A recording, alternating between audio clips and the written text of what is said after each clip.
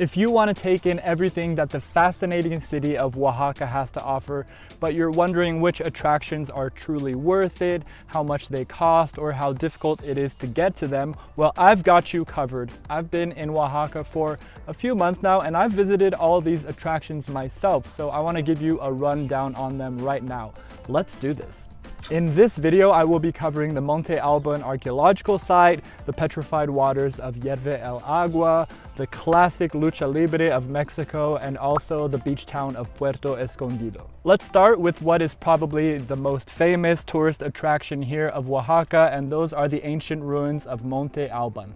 This UNESCO World Heritage Site was founded in the 6th century BC and functioned as a capital for the Zapotec people for 13 centuries.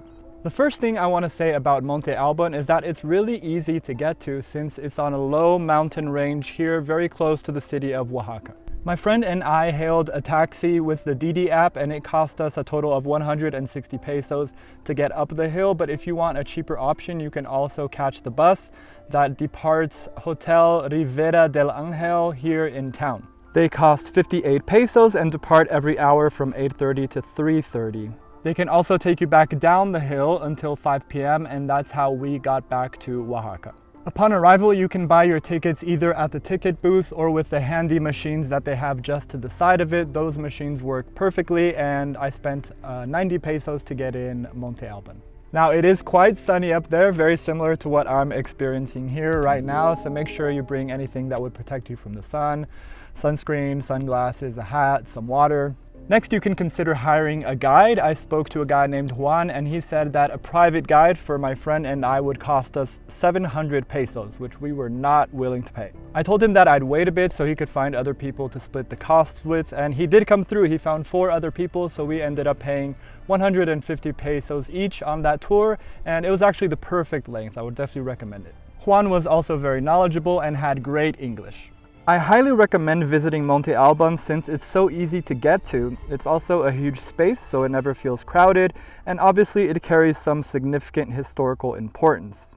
And besides being a beautiful, well-kept site, it also manages to transport you back in time. So all in all, Monte Albán for me was a total win, especially since it's one of the most famous tourist attractions here in the region. By the way, if this is your first time on the channel, my name is Art, but you can call me Gringo, and I want to help you go on epic adventures around the globe without breaking the bank, of course, and that's pretty much what I've been doing the last 9 years of my life. All right, next up on Oaxaca's top attractions is Hierve El Agua. This is a set of natural rock formations that resemble cascades of water falling off a cliff. It also contains a number of small mineral pools as well as 2 man-made pools for swimming. So getting to Hierve El Agua is a little more challenging than going to Monte Albán, but I guess that means more adventure, right? The first thing you should do is catch a bus to the town of Mitla. It costs 20 pesos and you can catch it either at the second-class bus station or along José Vasconcelos Boulevard, which is Highway 190, after it leaves the station. If you end up doing that, just stand on the correct side of the road and wait for a bus with a big Mitla sign. Mitla is about 40k from Oaxaca, so that trip takes about an hour. You can then tell the driver that you want to visit Monte Albán and he'll drop you off where all the trucks are waiting for passengers. Once you get off the bus, all the drivers will be yelling out Hierve El Agua to try to get you on their truck, which departs once it's full. Only once it's full. They pack that thing to the brim, so do not expect a comfortable ride. It's also a 1-hour bumpy and windy road up to the top, but it does have some pretty spectacular views. Prices may vary for this truck. Ours had like a dozen people on it and we paid 75 pesos each. You will also have to pay an additional 15 pesos to get into the general area and then 50 pesos for entry. I did enjoy visiting Hierve El Agua on a very sunny day. The views were spectacular from up there.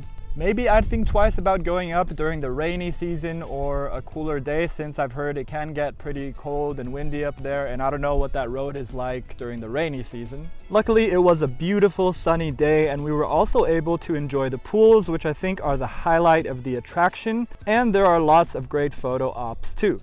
There's not much shade up there, so again, make sure to bring anything that would protect you for the sun or keep you hydrated.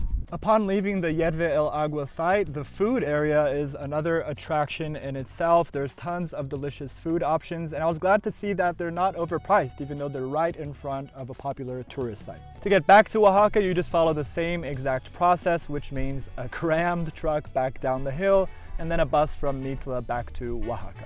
Next, I'm going to talk about one of Mexico's favorite pastimes, which is, of course, Lucha Libre.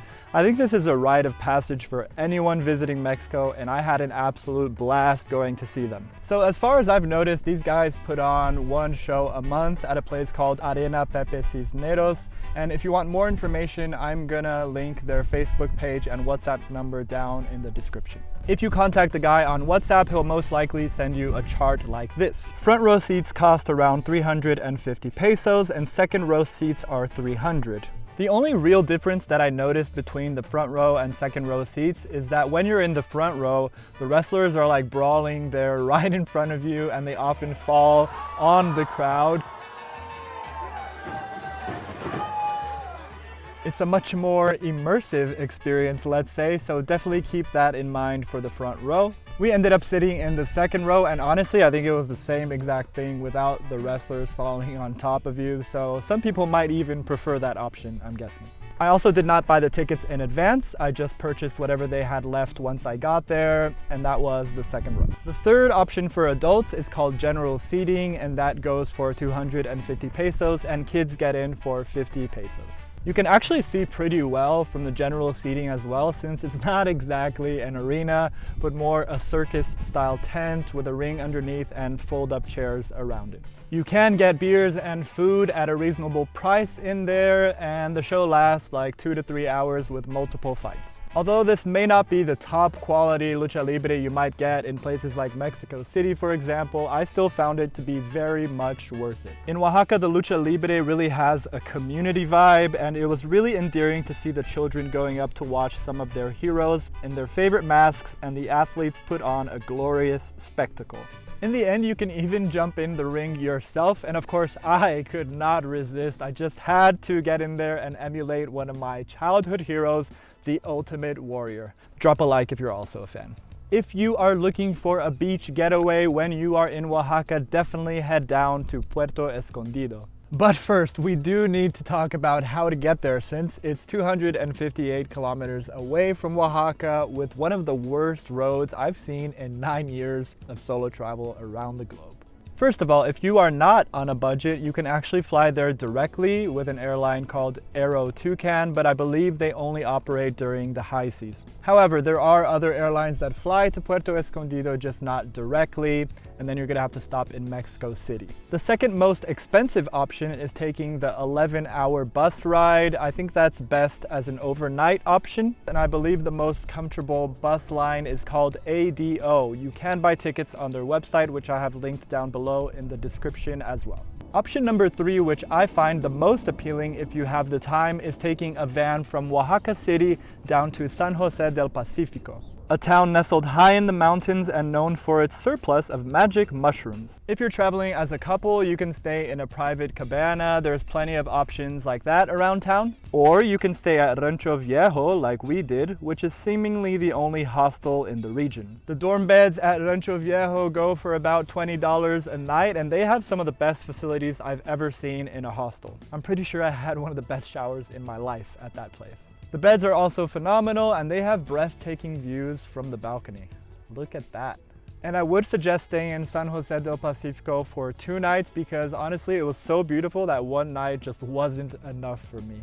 When you're done soaking up the mountain air, you can take a bus from San Jose to San Pedro Pochutla, and in San Pedro Pochutla you will take a bus down to Puerto Escondido. Breaking up the trip like this made it much more manageable than a 7-hour van ride from Oaxaca to Puerto. Unfortunately, we did do that van ride going back to Oaxaca, and it was one of the worst rides I've ever had in my life. I had read about how bad it was, so I did take some motion sickness pills in advance, which of course helped, but it still wasn't enough to save my trip. If I were to do it all over again, I think I would take the ADO bus line from Puerto back to Oaxaca. It is more expensive and takes hours longer, but honestly, I would not wish that van ride upon any of you. Now that you have a great idea of how to get to Puerto Escondido, I want to direct you to this video here where I talk about what it was like spending a weekend there. So I'll see you over there in Puerto Escondido in 3, 2, 1.